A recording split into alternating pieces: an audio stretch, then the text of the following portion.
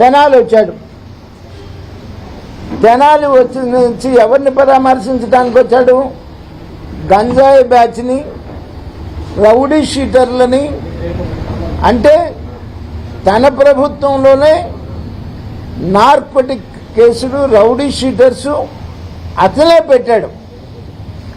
తన ప్రభుత్వంలోనే పెట్టినటువంటి గంజాయి అమ్మే వాళ్ళని, గంజాయి బ్యాచ్ని, రౌడీ షీటర్లని పలకరించడానికి వచ్చాడు. ఇవాళ చెప్పే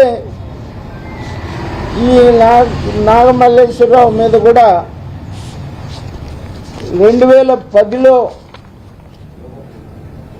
ఒక క్రైమ్ ఉంది, 50/2010.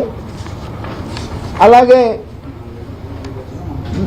Crime number 169/2022.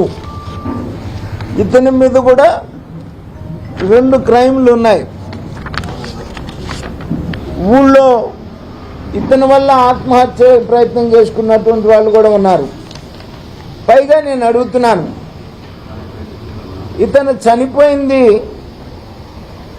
జూన్ 9వ తారీఖున,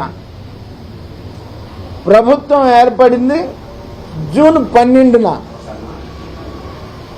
అంటే ఇంకా ఎన్డీఏ ప్రభుత్వం కూడా ఏర్పడక ముందే ఇతను ఆత్మహత్య చేసుకున్న పరిస్థితి.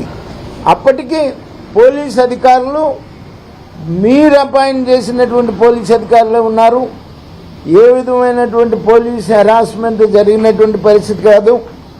2 పార్టీలని కూర్చోబెట్టారు. ఇరు పార్టీలు బైండ్ ఓవర్ చేసుకొని బయటకు వచ్చి వాళ్ళ తండ్రి అప్పుల బాధ అప్పులో ఇళ్ల మీద పడతారని చెప్పేసి తండ్రే స్వయంగా కారెక్కించి గుంటూరు పంపించారు.